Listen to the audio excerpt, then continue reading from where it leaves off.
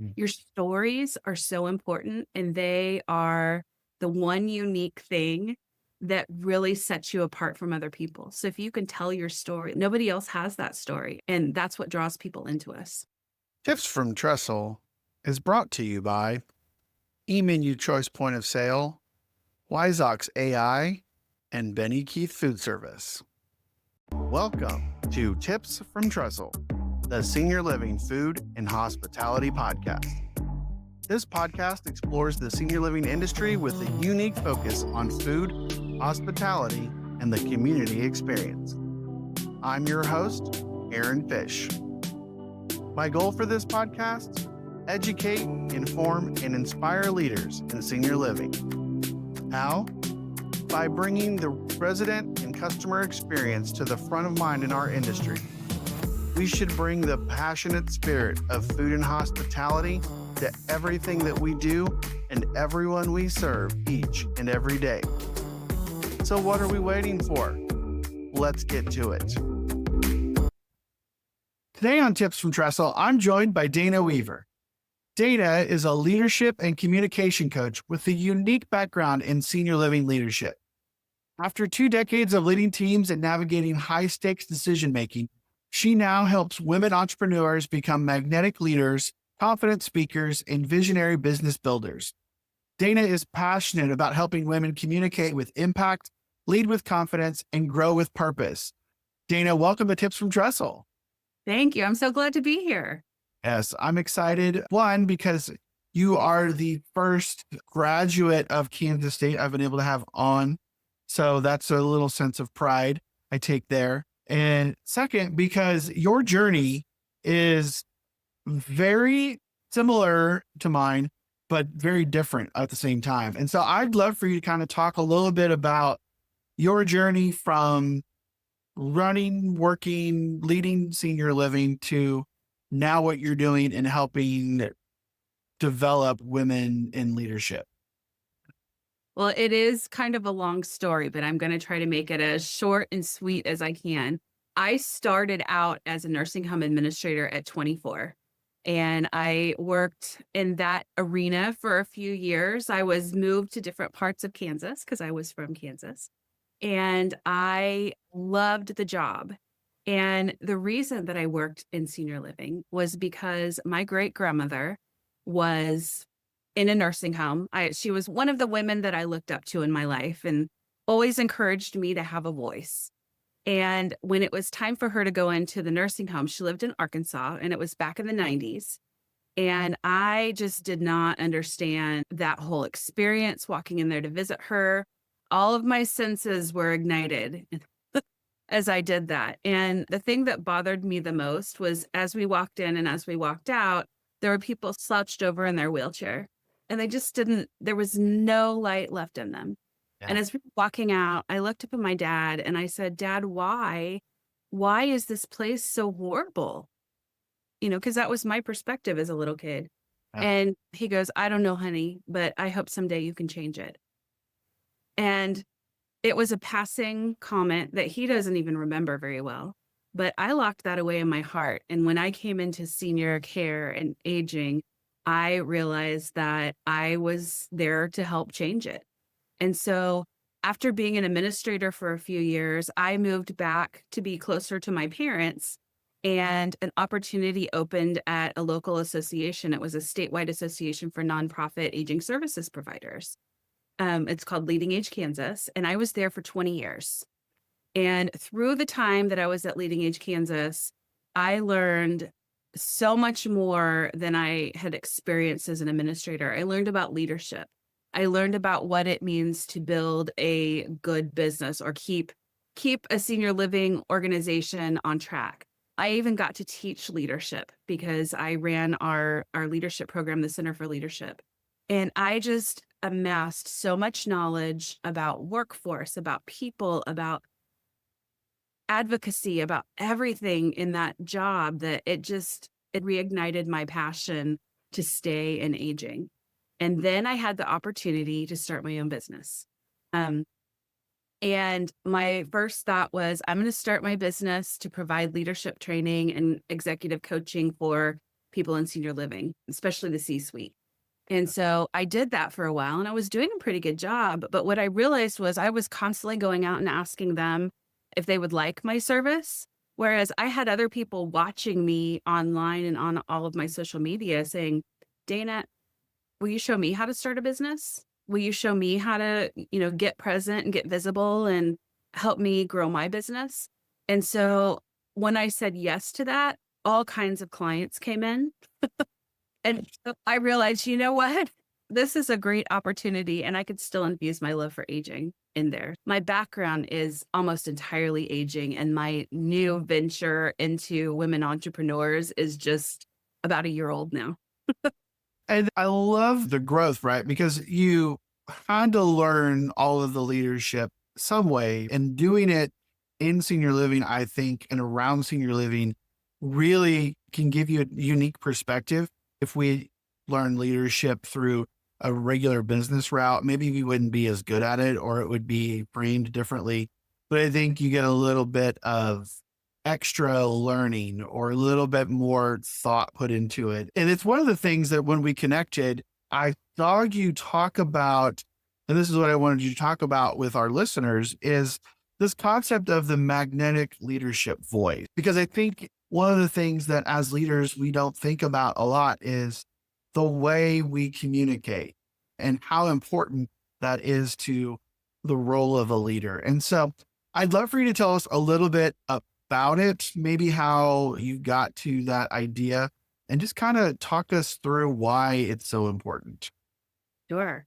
So it actually came about as I was starting my business, and I had a bunch of people in a mastermind that I was in saying, wow, Dana, when you get on screen or when you get on stage, you are so magnetic.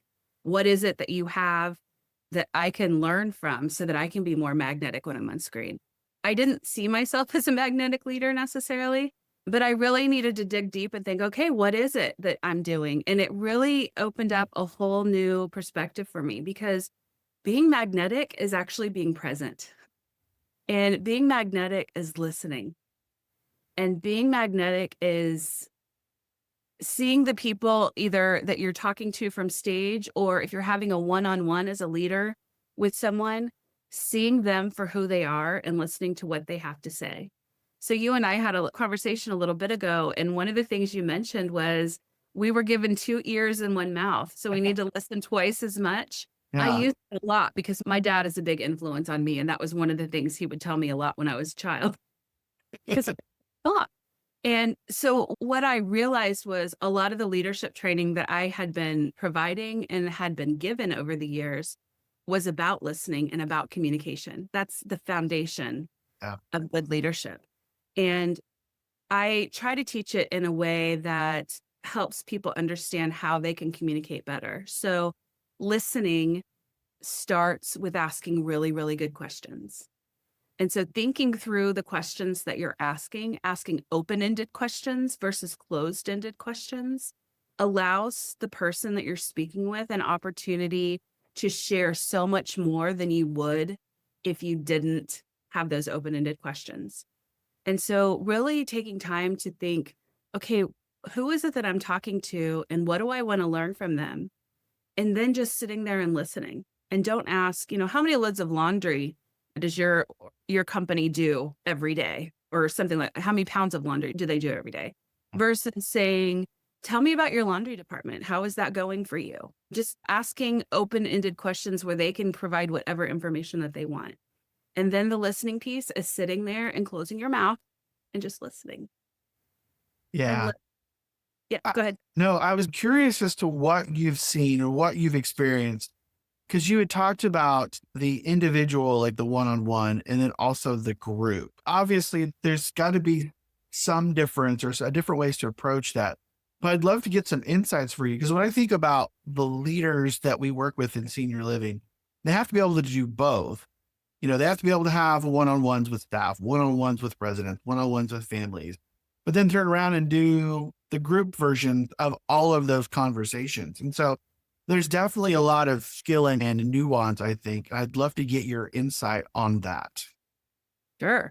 Well, so the one-on-ones is just getting to know that other person and asking them questions. And the more you have the conversation, the more you learn about them and the more you learn either how to care for them if they're a resident or a family member, but if they're a staff member that's having trouble, understanding where they're coming from and what they're bringing to the table, what successes and what baggage they're bringing to the table, so that you can understand all that and then help them through that.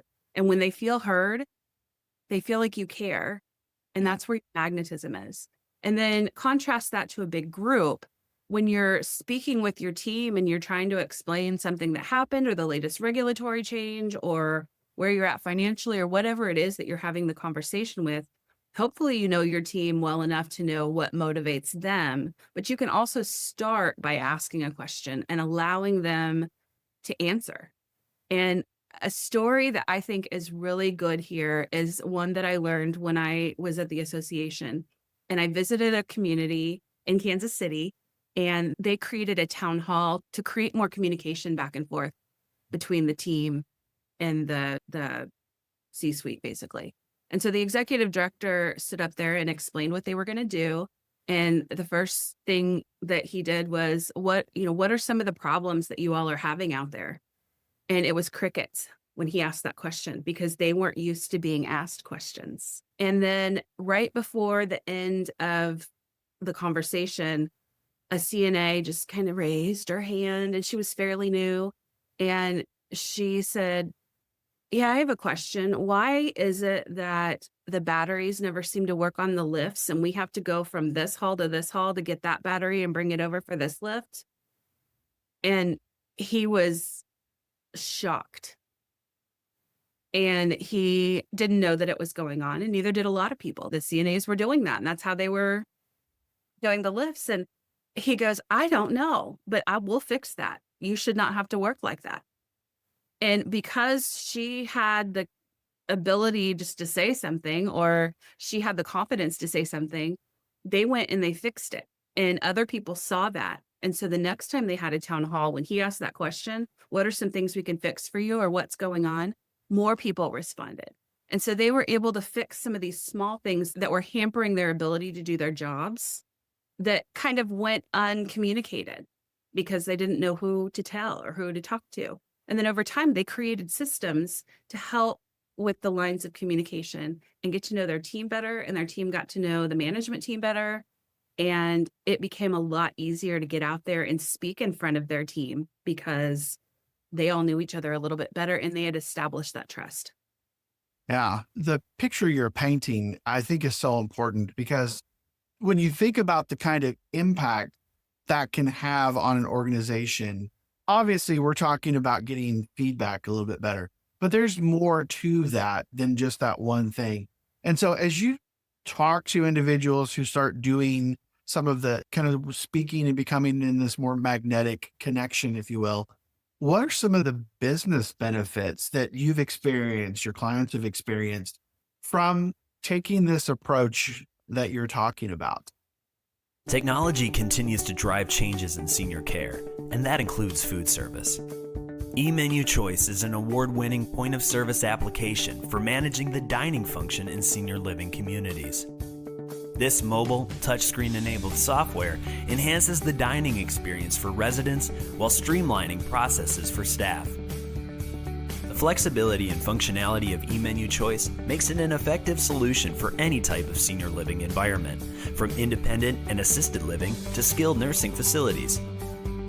It works for production kitchens or restaurant-style service with options for per meal or a la carte pricing and accommodates a variety of payments, including bill to account, meal credits, and credit cards. Created by a senior care provider with more than a century of experience serving older adults, eMenu Choice eliminates communication barriers between staff and residents while enabling person-centered choices and greater resident satisfaction. eMenu Choice, transforming dining for senior living. So it's all in the name, magnetic. People are drawn to it, is the short answer to that. But people are drawn to it because they know you care. It's that simple. You care about the audience. When I get on here, I know the people that are listening to this podcast, and I've been in your shoes in a lot of cases. And so I know what you're struggling with. And some of our problems boil down to these simple things of communication, listening, listening for understanding and not listening in terms of you waiting to talk or make the next point. Listen to what they're saying and what they're bringing forth, because when you understand that, you interact with them differently. And it provides psychological safety. You feel safe. One of the major things I hope people feel around me is safety, and that I'm a safe person to come to, and that I always make you feel comfortable around me and I don't make you feel bad. Because Maya Angelou said, people remember how they don't remember, what you say, they remember how you make them feel.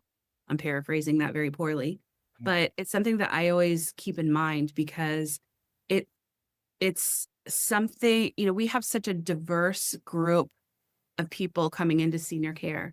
Yeah. And if we're leading them and not understanding and taking time to understand their background and their culture and what their reality has been up to this point, we can't expect them to just understand immediately when they start what our culture in America is if they're coming from another country. Yeah. But also just the culture of the business, taking time to orient them to that and taking time to make sure that they feel welcomed. In terms of speaking, which is what you really asked, when I get up and speak in front of aging providers, I like to ask questions as I'm talking. Even in a keynote, I will either ask questions or I will do kind of a vision exercise to put them in the moment of what I'm talking about, but also connect them with me in a story. Mm. Your stories are so important, and they are the one unique thing that really sets you apart from other people. So if you can tell your story, like I said about my dad and my Yeah. great grandmother, nobody else has that story. And that's what sets me apart. And that's what draws people into us. Yeah. When I think about, being a dining director or a resident engagement director, those kind of frontline individuals, they can a lot of times get lost in the day-to-day shuffle. And when they hear what you're saying, there's this kind of duality of Dana is spot on. She's saying all these great things. And on the flip side, they're like, I have no idea how to translate these great ideas into actionable steps. How can I use this with the volunteer group as a resident engagement director? And so for those people who are like, how do I transition your idea and your approach to things that I can do like boots on the ground? What would be a few of those that you could give them to take and run with? Sure. So going back to the listening and asking questions and making that connection with them, let's say that you have a dietary aide, which is where I started in senior living, coming in and asking a question or telling you what's going on because there's drama or whatever is going on in the moment. One of the easiest and hardest things you can do is turn away from your computer if you're in your office. Turn away. Don't look at your phone. Don't let anything distract you. Look straight at that individual and listen to what they have to say. You don't have to have all the answers. Most people that come to us just want you to listen.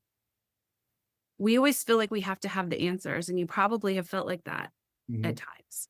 Sometimes it's a matter of listening to them, and you can help them solve their own problems just by asking, well, what would you think I could do about that? Or what would you hope that I could do that would solve that problem? And most of the time they're going to tell you, I don't need you to solve the problem. I just wanted you to hear it, to know it. And the fact that you listened gives you such credibility. And a good word picture that I can provide for that is something that one of my good friends taught me. And it's the idea of putting money into a bank. You keep putting in and in and in. Every time you listen, you're putting those coins into the bank. And there may be a time when that individual does something wrong and you have to have a conversation with them about what happened or changing direction. Then you can take a coin out of the bank, but you have all of this left. And so the more that you put in, the easier it is when you have to take something out. And we all need direction, and we don't all do everything perfect every day. I mean, I don't. And it's having a little bit of empathy for people, knowing that we all started out imperfect.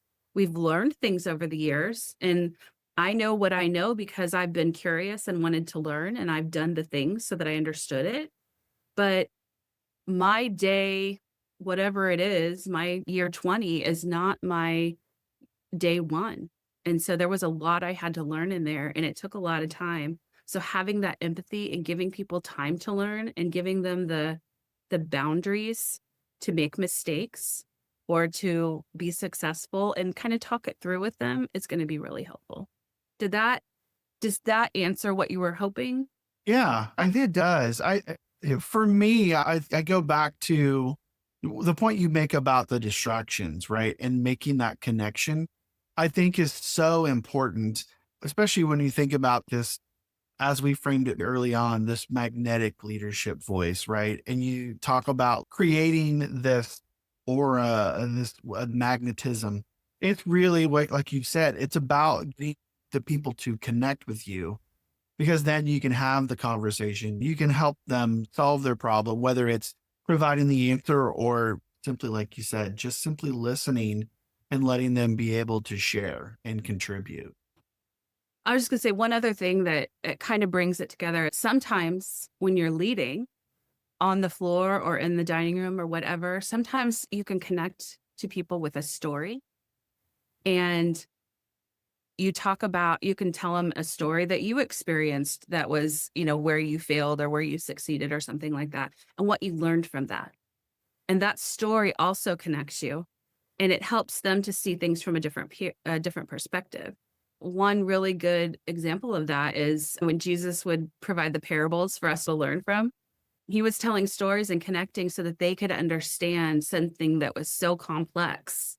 He was able to reduce it to something that the person listening could understand and take with them and use. And that's so much easier said than done, but your stories are a good bridge to make that happen.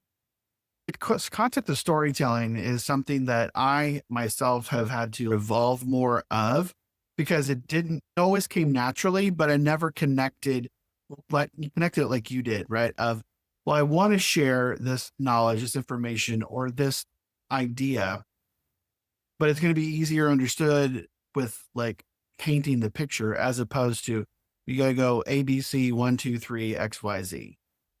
I think it makes it more relatable. And like you said, that connection is so important. And so all of it is so invaluable to being successful as a leader. So as we kind of wrap up here, Dana, for anyone who is thinking, all right, what she's saying makes sense. I love all of this, but I need a starting point. What's the one place or the one idea that you would give a listener who wants to get started developing all of this on their own? Where should they begin? Gosh, there's so many places, but I think the easiest and most accessible thing for all of you right now is to go on YouTube. Frankly, go on YouTube, and it's like the number one search engine out there practically. So go on there and type in leadership in senior services, leadership in senior living, leadership in hospitality, whatever it is. Type that in there and look through and see who the big voices are in the area and the practical steps. You'll figure out pretty quickly within the first 30 seconds to 3 minutes whether you're going to get any benefit out of that conversation or not, or even just looking in the notes. That's something that you can do on your own whenever you have time, but you don't have to pay for it. And you're going to learn a lot. Like, I have learned so much off of YouTube, and I didn't realize how much I was learning. My second recommendation would be if your community is connected with an association, because, I'm an association person, they often have leadership programs that you can be part of. And I think the easiest way to get to be part of that is go to your supervisor or go to your executive director and say, I want to be a better leader. I want to grow. Take the initiative and provide a solution and say, I want to grow. And I know there's this leadership program at the state association or national association. Would you sponsor me in going to it? And then you're going to be with like-minded people, and you can bounce ideas off of each other. And not only are you going to learn the steps, but you're also going to learn alongside other people and get their wisdom and knowledge as well. Dana, if the listeners want to learn more about what you're doing, your coaching, maybe start working with you on helping them build their magnetic leadership voice, how can they connect with you? Sure. They can go to weaversolutions.llc.com foodservice.com. Or you can follow me on LinkedIn, and it's at Dana B. Weaver. Awesome. Well, Dana, thank you so much for sharing your insights on leadership and communication and how someone can develop that magnetic leadership voice. And thank you for being on Tips from Trestle today. Absolutely. It was an honor to be asked. Thank you, Aaron. So there it is, everybody. Another one in the books. Thanks again for tuning in. Please follow, like, and subscribe on YouTube, Spotify, Apple, or wherever you get your podcasts. And be sure to follow us on social media at Tips from Trestle. You can also learn more about the work I do by following me on LinkedIn, Twitter, Instagram, and even TikTok. And be sure to check out Trestle Hospitality Concepts at www.trestlehospitalityconcepts.com. I'm your host, Aaron Fish, and this has been another episode of Tips from Trestle.